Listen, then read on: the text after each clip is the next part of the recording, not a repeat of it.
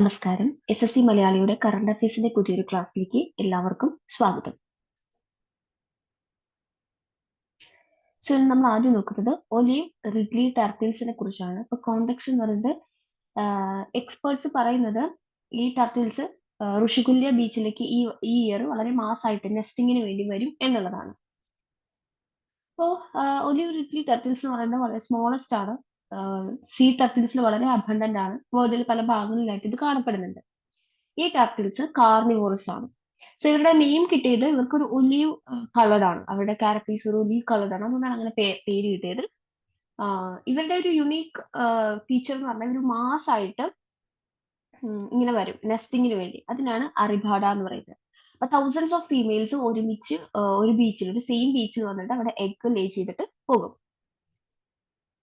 അപ്പൊ ഇതിന്റെ protection status നോക്കുകയാണെങ്കിൽ wild life protection act schedule 1 ഇത് ഉൾപ്പെടുന്നത്. IUCN റെഡ് ലിസ്റ്റിൽ വൾണറബിൾ ആണ്. സൈറ്റ്സിന്റെ ലിസ്റ്റിൽ അപ്പൻഡിക്സ് 1 ഉൾപ്പെടുന്നത്.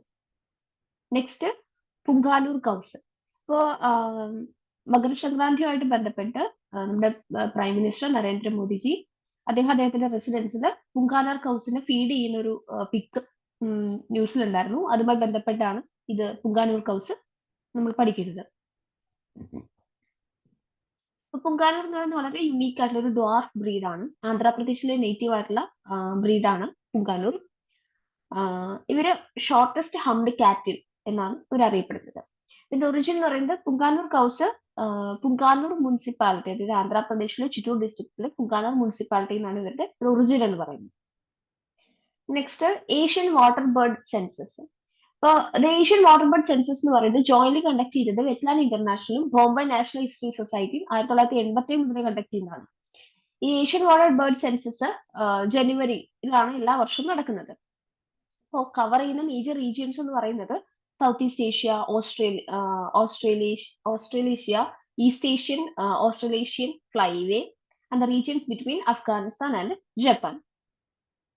Next artificial reefs, AR. Artificial reef എന്ന് പറയുന്നത് മാൻമെയ്ഡ് ആയിട്ടുള്ള സ്ട്രക്ചർ ആണ്. ഇത് നാച്ചുറൽ റീഫിന്റെ ചില ക്യാരക്ടറിസ്റ്റിക്സ് മിമിക് ചെയ്യുന്നുണ്ട്.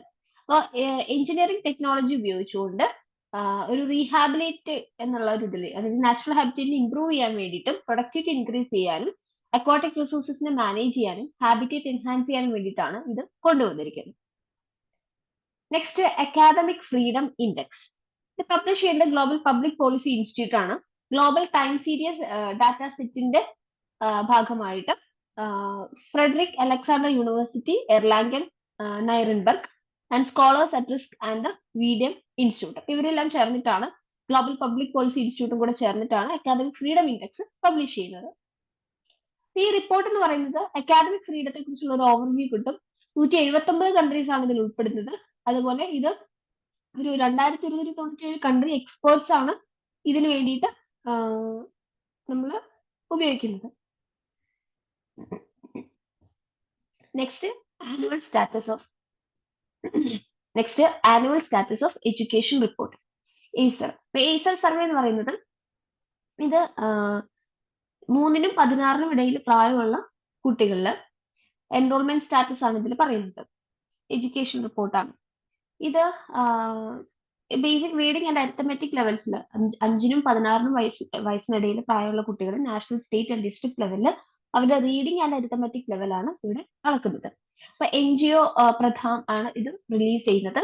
ഇത് ഫസ്റ്റ് സർവേ കണ്ടക്ട് ചെയ്ത് 2005 next human microbiome project, HMP.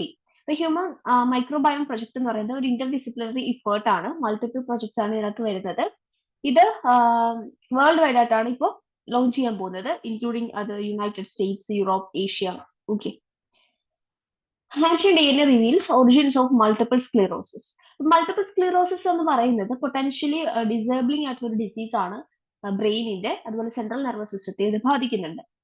അപ്പോൾ മൾട്ടിപ്പിൾ സ്ക്ലിറോസിസ് എന്ന് പറയുന്നത് ഇമ്മ്യൂൺ സിസ്റ്റത്തിന്റെ പ്രൊട്ടക്റ്റീവ് ഷീറ്റ് ആയിട്ടുള്ള മൈലിനെയാണ് അറ്റാക്ക് ചെയ്തത്. അപ്പൊ ഇത് നെർവ് ഫൈബറിനെ കവർ ചെയ്ത് കാണുന്ന ഒരു ഷീറ്റാണ്, പ്രൊട്ടക്റ്റീവ് ഷീറ്റാണ് ഈ മൈലിൻ എന്ന് പറയുന്നത്. അപ്പൊ ഇതിന്റെ ഫലമായിട്ട് നമുക്ക് കമ്മ്യൂണിക്കേഷൻ പ്രോബ്ലംസ് ഉണ്ടാവും, ബ്രെയിനും ബാക്കി ബോഡി ഭാഗമായിട്ടുള്ളത്. അപ്പൊ ഇവഞ്ച്വലി ഇത് നമ്മുടെ നെർവ് ഫൈബേഴ്സിനെ ഡാമേജ് ആക്കും, പെർമനന്റ്ലി ഡാമേജ് ആക്കും. അപ്പോൾ ഇതിന് മൾട്ടിപ്പിൾ സ്ക്ലെറോസിന് പ്രത്യേകിച്ച് ക്യൂർ ഒന്നും ഇല്ല. ഇതിന്റെ ട്രീറ്റ്മെന്റ് എന്ന് പറയുന്നത് സെവറൽ സിംറ്റംസിനെ മാത്രമേ നമുക്ക് ട്രീറ്റ് ചെയ്യാൻ പറ്റുള്ളൂ. പിന്നീട് ഡിസീസിന്റെ ആ ഒരു സിവിയറിനിറ്റി കുറയ്ക്കാൻ വേണ്ടിയിട്ട് നമുക്ക് സാധിക്കുള്ളൂ. റീസെന്റ് റിസർച്ചേഴ്സ് നമ്മുടെ ആൻഷ്യന്റ് ആയിട്ടുള്ള യൂറോപ്യൻസിൽ നിന്ന് ബോൺസും ടീത്തിൽ നിന്ന് കിട്ടുന്ന DNA വെച്ച് പഠിച്ചപ്പോൾ ഒരു 34,000 വർഷങ്ങൾക്ക് മുൻപ് ജീവിച്ചിരുന്ന യൂറോപ്യൻസിനെയാണ് ഇവർ പഠിച്ചത്. അപ്പൊ ഈ മൾട്ടിപ്പിൾ സ്ക്ലിറോസിന്റെ ഒറിജിനെ കുറിച്ചുള്ള ഒരു റിവീൽ അവർക്ക് കിട്ടി. Next 13% of land mass in Kerala vulnerable to landslips shows നാഹം. അപ്പൊ ലാൻഡ് സ്ലൈഡ് എന്ന് നമ്മൾ കേട്ടിട്ടുണ്ട്. ഈ ലാൻഡ് സ്ലൈഡിന്റെ തന്നെ മറ്റൊരു പേരാണ് ലാൻഡ് സ്ലിപ്പ് എന്ന് പറയുന്നത്. ആർട്ടിഫിഷ്യൽ ഇന്റലിജൻസ് ബേസ്ഡ് ആയിട്ടുള്ള ഒരു മാപ്പ് കേരളത്തിൽ നമ്മൾ സ്റ്റഡി ചെയ്തപ്പോൾ 13% ലാൻഡ് മാസ് ലാൻഡ് സ്ലൈഡിനോട് വൾണറബിൾ ആണ്, എക്സ്ട്രീംലി വൾണറബിൾ ആണെന്നാണ് മനസ്സിലാക്കാൻ സാധിച്ചത്. ഇപ്പോൾ കേരളത്തിലെ ഇടുക്കി, പാലക്കാട്, മലപ്പുറം, പത്തനംതിട്ട, വയനാട് ഈ റീജിയൻസ് ഒക്കെയാണ് ഹൈലി വൾണറബിൾ ആയിട്ടുള്ള റീജിയൻസ്. ഇപ്പൊ ലാൻഡ് സ്ലിപ്പ് എന്താണെന്ന് കൊടുത്തിട്ടുണ്ട്. It is also known of land slide.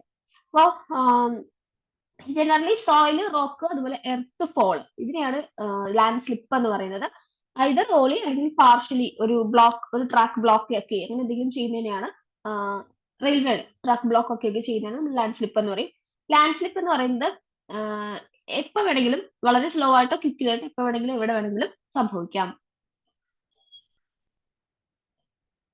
Next, GM crops will make edible oil cheaper. Government. അപ്പോൾ സുപ്രീം കോടതിന് മുന്നാകെ ഒരു കേസ് പോയിരുന്നു ഈ GM ക്രോപ്പിന്റെ ആവശ്യകതയെ പറ്റി. അപ്പൊ ഗവൺമെന്റ് പറയുന്നത് ഈ GM ക്രോപ്പ് ഉപയോഗിച്ചുകൊണ്ട് നമ്മൾ ഓയിൽ പ്രൊഡ്യൂസ് ചെയ്ത് കഴിഞ്ഞാൽ വളരെ കോമൺ പീപ്പിൾസിന് ചീപ്പർ റേറ്റിൽ എഡിബിൾ ഓയിൽ കിട്ടും എന്നുള്ളതാണ്. അപ്പൊ ഫോറിൻ ഡിപെൻഡൻസ് കുറയ്ക്കാം എന്നുള്ളതാണ് അവർ പറയുന്നത്. Next, the importance of periodic testing for human papilloma virus. Papilloma virus 2-3 ദിവസങ്ങളായിട്ട് കണ്ടിന്യൂസ് ആയിട്ട് ന്യൂസിൽ വരുന്നുണ്ട്. അപ്പൊ papilloma virus cervical cancer cause ചെയ്യുന്നതാണ്. വുമൻസിൽ ഉണ്ടാകുന്ന സെർവിക്സിൽ ഉണ്ടാകുന്ന ഒരു ക്യാൻസർ ആണ് സെർവിക്കൽ ക്യാൻസർ. അപ്പോൾ സെക്കൻഡ് മോസ്റ്റ് കോമൺ ക്യാൻസർ ആണ് വുമൻസിൽ ഇന്ത്യയിൽ. അപ്പൊ ഇത് കോസ് ചെയ്യുന്നത് ഹ്യൂമൻ പാപ്പിലോമ വൈറസ് ഇൻഫെക്ഷൻസ് വഴിയാണ്. ഓൾമോസ്റ്റ് സെക്ഷലി ആക്റ്റീവ് ആയിട്ടുള്ള പീപ്പിൾസിലെല്ലാം HPV ഇൻഫെക്ഷൻസ് കാണുന്നുണ്ട്. യൂഷ്വലി സിംറ്റംസ് ഒന്നും കാണാറുമില്ല. വേൾഡ് ഹെൽത്ത് ഓർഗനൈസേഷൻ ഇങ്ങനെയാണ് സ്റ്റേറ്റ് ചെയ്തിരിക്കുന്നത്. Next, NATO, the north Atlantic treaty organisation. ഇതിനെ നോർത്ത് അറ്റ്ലാന്റിക് അലയൻസ് എന്നും പറയും. ഇതൊരു ഇന്റർ ഗവൺമെന്റൽ മിലിറ്ററി അലയൻസ് ആണ്. 31 മെമ്പർ സ്റ്റേറ്റ്സ് ആണുള്ളത്. 29 യൂറോപ്യൻ ആൻഡ് 2 നോർത്ത് അമേരിക്കൻ. ഇതിന്റെ ഫോർമേഷൻ എന്ന് പറയുന്നത്